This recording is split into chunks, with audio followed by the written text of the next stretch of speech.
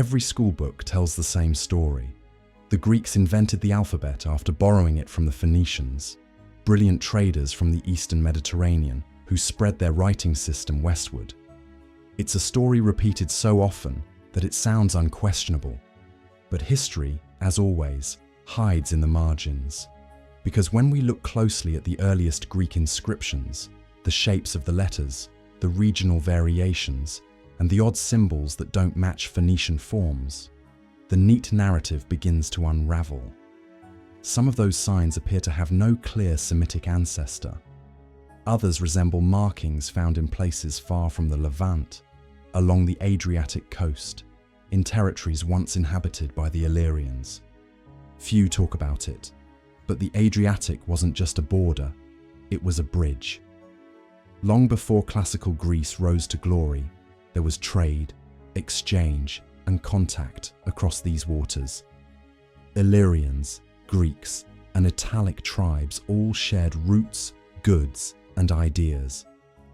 Pottery found on both sides of the sea tells the same story. A network of communication that predates what we call Hellenic civilization.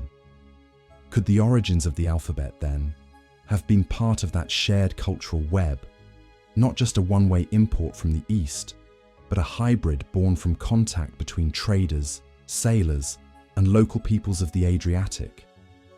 Some ancient historians hinted at such complexity, though their accounts were later buried under layers of classical pride.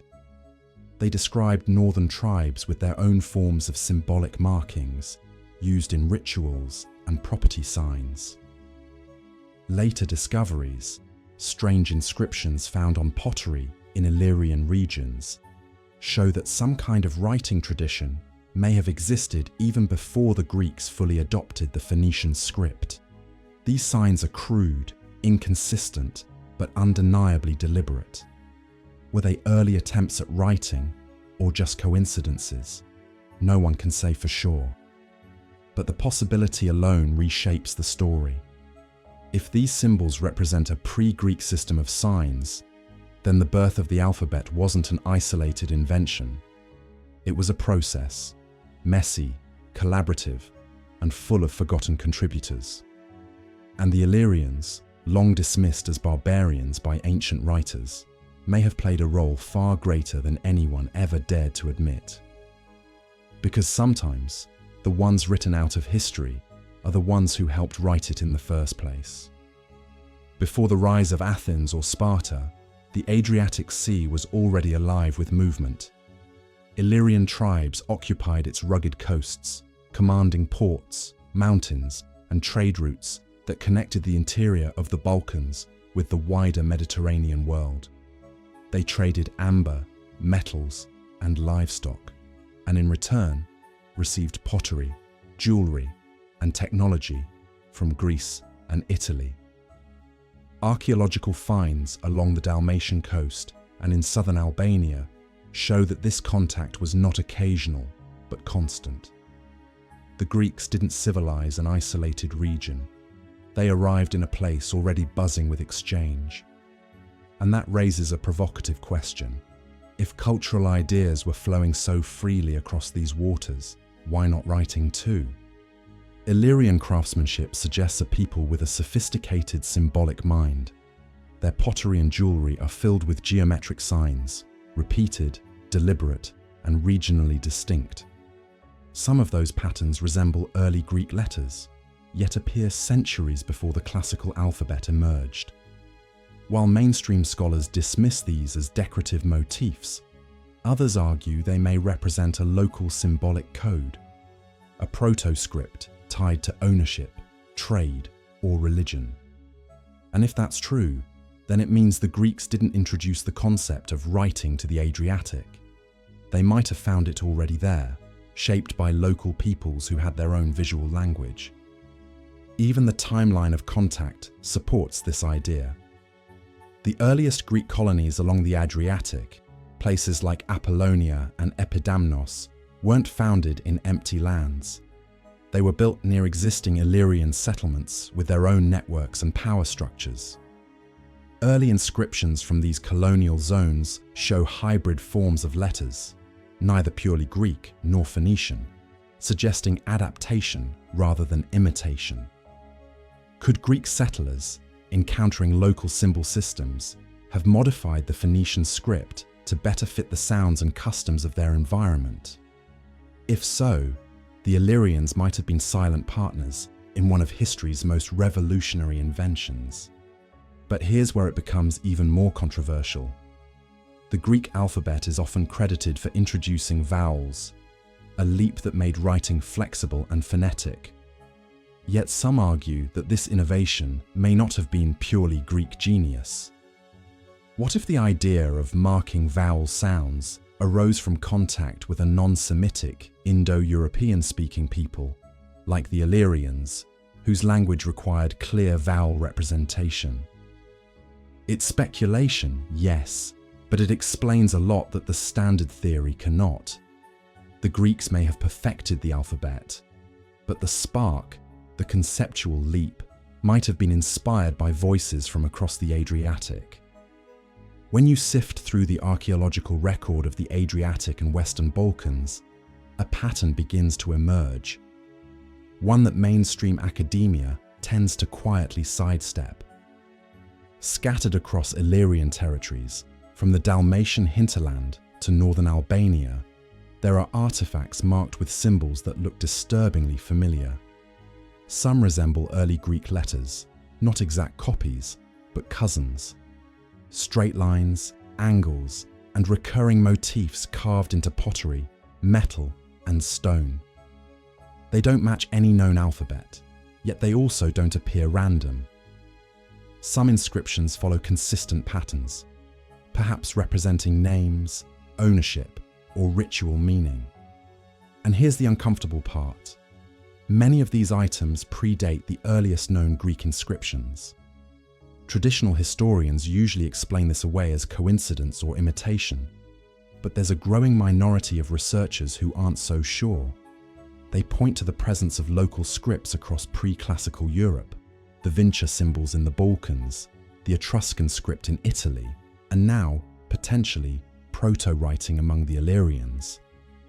If the Illyrians were part of this broader prehistoric writing continuum, then the Greeks may not have invented alphabetic thinking from scratch. They might have inherited fragments of it through cultural osmosis. After all, the Balkans weren't isolated. For millennia, people, ideas, and technologies had flowed north and south, east and west, blurring the line between origin and adoption. Even linguistic evidence adds fuel to the fire. Some early Greek letters, like phi, psi, and chi, have no clear Phoenician counterparts. They seem to have been added locally for sounds specific to Greek speech.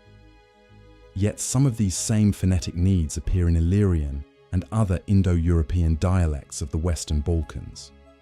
Could it be that the adaptation process, the very thing that made the Greek alphabet unique, happened not in the Aegean heartland, but along the Adriatic frontier where Greek and Illyrian cultures collided? The evidence, fragmentary as it is, doesn't disprove the Phoenician influence, but it does suggest the story was far more complex than a simple borrowing. And here's the most controversial detail of all. Several inscriptions found in coastal Illyrian sites use letter shapes almost identical to archaic Greek, but in contexts that appear non-Greek. If verified, these would mean Illyrians were using alphabetic symbols before or independently of the Hellenic world's formal adoption of writing. Most scholars avoid the topic altogether, calling the finds unproven or ambiguous. Yet ambiguity is often where truth hides. If the Illyrians really experimented with symbolic writing that influenced or paralleled early Greek literacy, then the origin of the alphabet might belong not to a single culture, but to a forgotten collaboration across the ancient Adriatic. When all the theories collide, the Phoenician model, the Adriatic network, and the Illyrian hypothesis, one truth emerges. No one can claim the alphabet's origin with certainty. The Greek version of events has dominated for centuries, partly because it fits a tidy civilizational story. The Greeks learned from the East, improved upon it, and spread literacy across the West. It's elegant, it's familiar, but it also leaves too many loose ends. The Adriatic evidence, the unexplained symbols, the regional variations, they all point to something more chaotic, more human. A process of exchange rather than invention. A collaboration, intentional or not, between traders, craftsmen, and neighboring peoples, who all left fingerprints on the letters we still use today. So why does the Illyrian connection remain almost taboo in mainstream academia? Part of the reason lies in cultural pride. The Greek alphabet isn't just a writing system, it's a symbol of civilization itself, often framed as the root of Western literacy and democracy. To suggest that it may have been influenced by barbarian neighbors challenges centuries of historical hierarchy. It means accepting that knowledge in the ancient world wasn't born in isolation. It was shared, borrowed, and reinterpreted across borders. And that idea threatens more than academic theories. It threatens national myths. But ignoring the evidence doesn't make it disappear. The Balkans have always been a crossroads, a place where cultures merged, languages intertwined, and traditions survived through adaptation. The Illyrians might not have created the Greek alphabet in the strictest sense, but they could have shaped its environment, inspiring the idea that writing could evolve, that signs could represent sound, that language could be captured in form. That's not theft of invention. That's co-creation, a forgotten partnership buried beneath centuries of political and cultural pride. In the end, maybe the question isn't whether the Illyrians created the Greek alphabet, but whether they helped make it possible. Every letter we write might carry a trace of that collaboration, of the hands that shaped symbols long before Athens had a name, and before Greece had a story to tell. The alphabet wasn't born from one genius people. It was born from contact, confusion, and curiosity, the true engines of history.